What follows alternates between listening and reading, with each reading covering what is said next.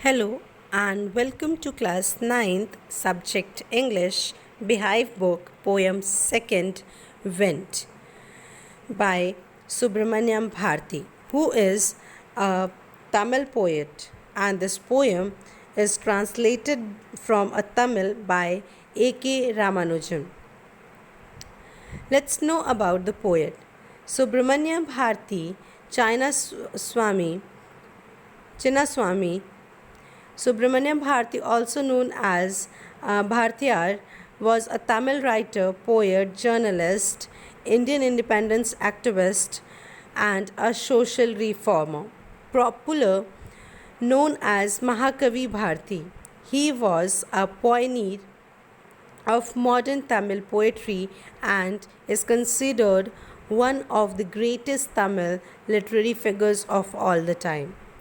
Born in 1882, Bharti had his early education in Tirunelveli and Varanasi and worked as a journalist with many newspapers including the Hindu, Balabharata, etc. Now, come to the introduction. Basically, in this poem, the poet is talking to the wind. Okay, so this is a figure of speech which is used in whole poem, that is apostrophe. Apostrophe is the figure of speech which is used to describe when anyone talks to the person or anything which is not living in this universe. Okay, so that is called apostrophe figure of speech. We all know that wind is a natural phenomena. In this poem, the poet talks to the wind. Okay, so the power of the wind has been described, and the poet says that wind is destructive. Destructive means it disturbs everyone's life. Also, it hurts everyone when it is strong. Okay, so he has linked the destructive power of wind to the adversities of life and says that the weak people break down but stronger people emerge out of adversities in a more stronger way. The poem gives an important message that we should be mentally tough and physically strong in order to survive the hardships of life. A weak person breaks down like a weak building and crumbles. We must make these destructive forces our friends with our strength and determination. So, this is the message from the poem. I hope you have understood. Okay, now let's start the poem by line reading and explanation.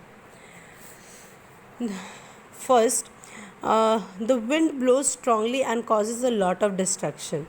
How can we make friends with it? We'll get to know in the end of the poem. Okay, so please listen the explanation very carefully, and wherever you didn't understand, mark it and ask in the comment box. Okay, and I'm going to tell you the figure of speeches which is used in this poem at the end. So please go through the video till end. Okay, let's start now. Wind comes softly. Don't break the shutters of the window.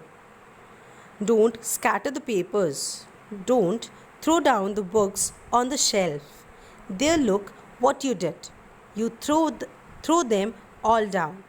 You tore the pages of the books. You brought rain again. You are very clever at poking fun at weaklings.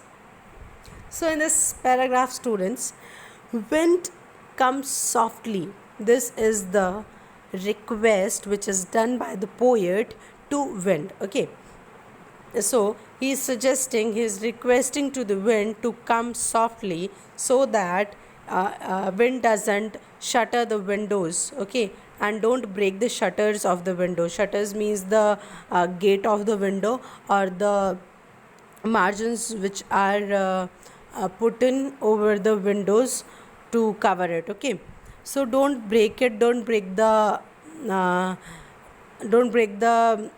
mirror or don't break the glass of the windows. Okay, so his poet is suggesting that don't break the shutters of the windows, due to which the glasses have also broke, and the wood which is surrounded the window, or the frame which is put outside the window to cover it, that is also disturbed, that is also broken out, just because of the hard wind. Okay, and when that breaks up, then the wind comes inside, and just what the papers the poet has kept on his table, that is also gone scattered, and just due to the strong wind only, the books which the poet has kept on the shelf, that has also been thrown out, or it has been fallen down, you can say, just due to the wind.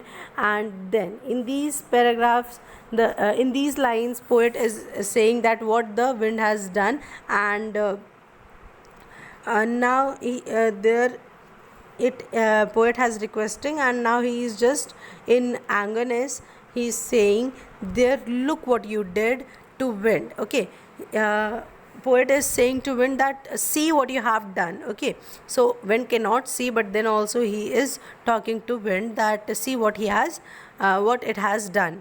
You threw them all down means everything which is kept in the on the table, on the shelf, everything has fallen down, and a poet is making wind to see on have a look on those things. Okay, so he is making a poet is making realize to wind that he has tore the pages of the books which has fallen down, and because of that the books have torn up. Okay, he is also complaining that just due to the strong wind, after wind when go it, like you have seen student in your practical life also, in your day to day life also, when before rain a strong wind used to blow. Okay, so like that only poet is saying that when wind used to come in a strong manner, and after that what happened, rain comes. Okay, so he is blaming wind only to bring rain. Okay, so you are very clever means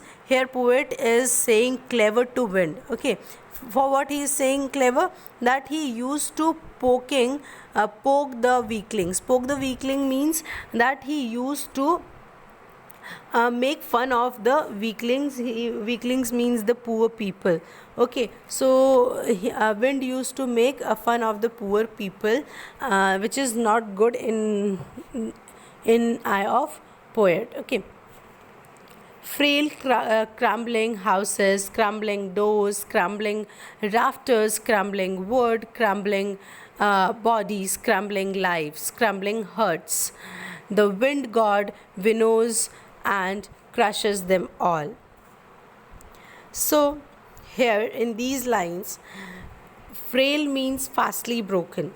Okay, so frail crumbling houses. Crumbling means, students, when we crush anything. Okay, so that is called crumbling.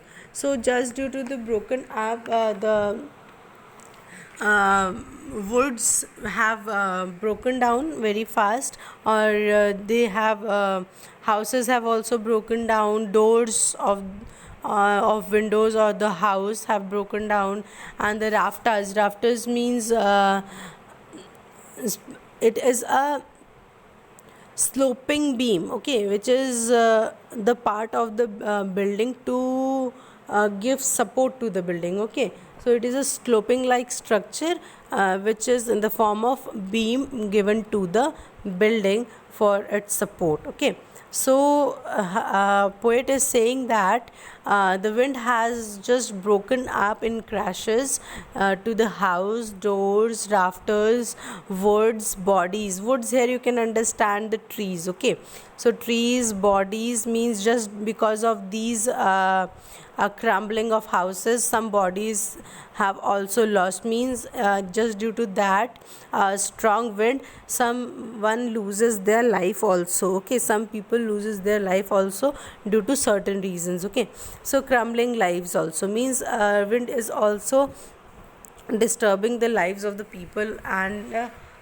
crumbling hurts means just due to the loss of house, loss of everything, the hurts also broke up. Okay, so here poet is saying that wind used to broke the heart of the people also. Okay, so the wind god winnows and crushes them all. So here here poet is blaming to the wind god that he used to blow very strong and crushes them all, means everything he used to destroy and go away. So poet is just giving all the blame to the wind god only, that he has done everything. He won't do what you tell him. So come, let's build strong homes. Let's join the doors firmly. So in this line, he won't do what tell him.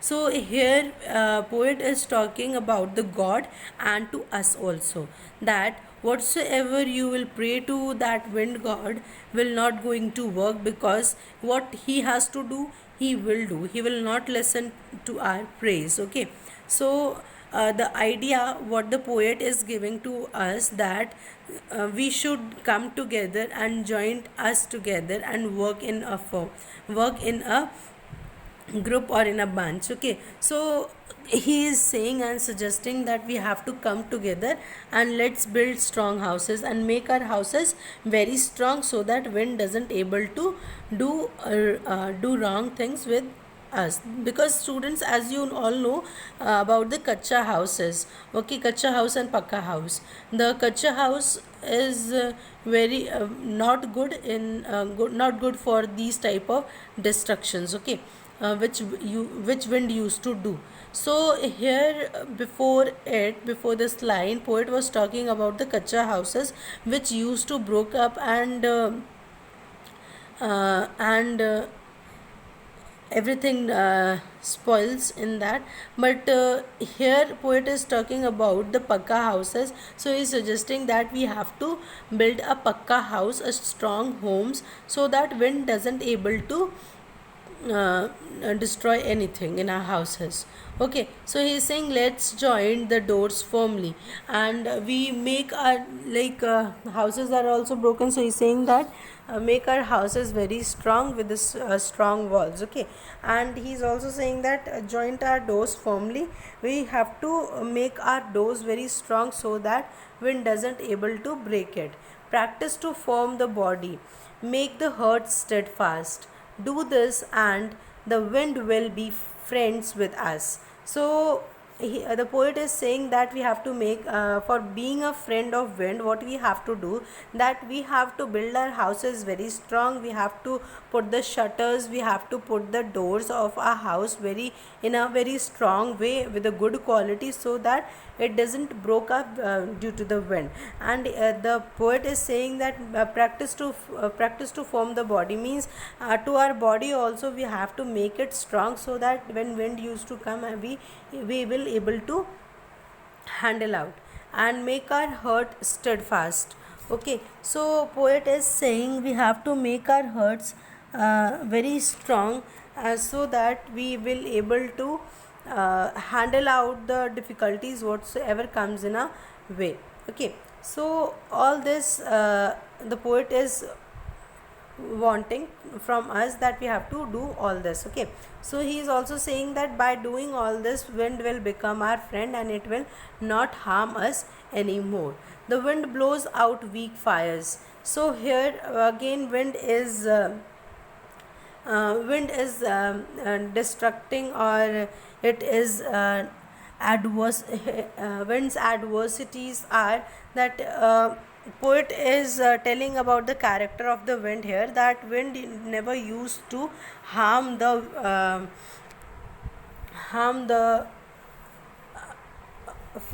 he is saying that weak fires, means here the wind blows out weak fires, means this line means that the poet is saying the wind blows, means wind used to blow the weak fires. It make wind used to disappear, or uh, it put or it gives harm to the weak fire, means it just extinct, you can say it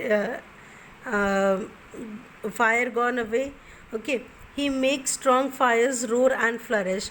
And when wind come, the strong fires roar means the hardna in Hindi. Okay, and flourish means grow up. Okay, so wind used to blow the weak fires. It used to just uh, make to the end. Okay, weak fires, it gives end to the weak fires, the strong wind. And when the fire is very strong, and at that moment wind used to come, then it gives support to that strong fire, and that fire used to roar and flourish. Okay, it used to burn very high and used to flourish means fire at that moment used to grow. Okay, so this friendship is good. So he is saying that if you will be ready to face all the difficulties of life, okay, then you will be the friend of those difficulties, as you will make your pakka house with a good quality what you can say, that with good quality work.